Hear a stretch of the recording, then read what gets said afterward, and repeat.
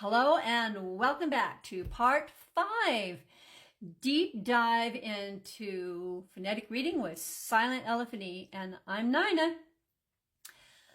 In part 1, we introduced. Part 2 and 3, we got you into how it all works. Part 4, we talked about the sequence of how it works. So you're going from phonemic awareness. First off, you're assessing. To go back, assessing is so important. You always want to know what they know. If you don't know what they know, we don't know what to teach them. So you're assessing. You're starting with phonemic awareness.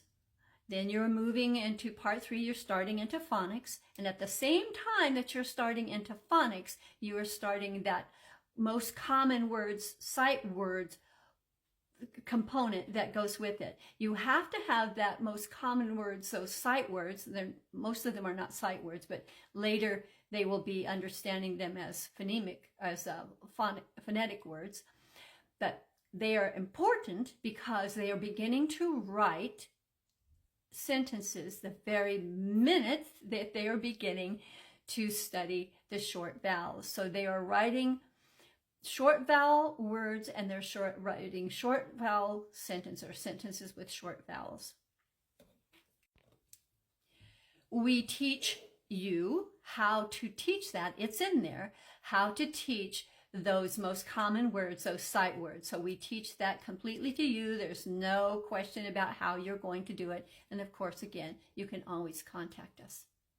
Now, last time I stopped at the end of part 4 with these words. There are no hurries in phonetic reading with silentelephante. No hurries.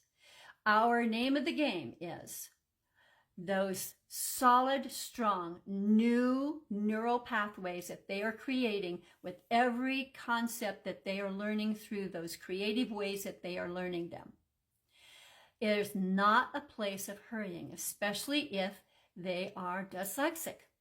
Now, the funny thing about that when I say that is it doesn't take our dyslexics 6 years to be on a 6th grade level. It's about 2 years for our most profound dyslexics, for our most ones. I told you about the little 10-year-old who not a word did she read at 10 years old. And at 18 months later was reading at a high school level. And one of the things that she shared with us that was so poignant was she looked at Linda and said, "Thank you for letting me draw. Thank you for letting me draw everything, because that's how I learn." Of course, our kids who are not dyslexic may move faster, like the 1st grader who ended up on the 6th grade level. That's cool. So again, no matter what, we are not hurrying them. We are making sure those neural pathways are solid. We are making sure there's nothing vague. They have no holes anywhere, that they are set for life. Now let's talk about the writing and spelling part of reading and writing and spelling together. Our brain thinks of reading and writing and spelling together because it's all part of written language. It's all part of written language. So it's not separating them like we think about it. But with phonetic reading with silentelephante, you are going to be teaching the writing and the spelling part right along with every phonics concept. So the spelling becomes natural. Remember, I said you have spelling lists and reading lists there for you. The spelling becomes natural. And because it's a constant building with those concepts, it is even more natural. There's never a time where they don't understand how the words go together in spelling. It's also true of writing. At the very beginning, they are writing the sentences. They're writing sentences when they start short A. They start writing a sentence. And so all of the grammar and everything of sentence writing comes in right then as well. You're teaching them the capitalizing, you're teaching some kind of full stop, you're teaching them the spacing. And you know what? We have all of that in there if you don't understand. You're going to be talking to them about the grammar part of it, about what is the subject of this sentence? Where is the verb in this sentence? Where is that action going on? What are they doing? You can talk about nouns and all that sort of thing. It comes in naturally. Reading and writing and spelling together makes writing and spelling natural. It's not something separate. It's natural. They understand it. It's so logical. It feels so easy to them. And they are also developing language development, because as they are reading all of this, as you are reading it to them or sharing, as you are talking, and then they're sharing everything they know. A big component of silentelephante is they're always talking about what they're learning. They're always sharing their knowledge. They're always explaining what they know. They're always explaining why they know what they know.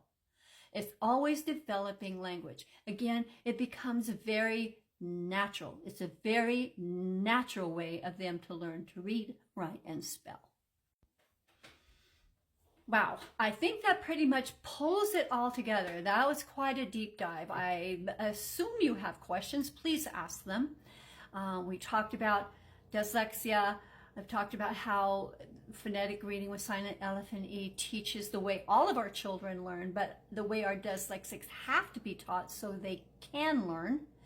And that's through that creating meaning, reading, writing, and spelling, through that creative activity, which are every single one of those concepts has a different creative activity that makes it individual. So those strong neural pathways are created and they will be with them for their life. So they will not be struggling, because no struggling is the point of phonetic reading with silentelephante. Every child deserves to learn to read, write, and spell and have fun doing it, and there should be no struggling. I'm going to end saying again that parts 1 through 14, the posters, and the My Awesome Grandma, the picture book, are on 50% off, and I'm going to put the code everywhere. And oh, please send me your questions. I can't imagine that you don't have questions, even though I try to explain everything to you that I could. Thank you for being with me. Thank you for listening to all of these. And I will see you next time.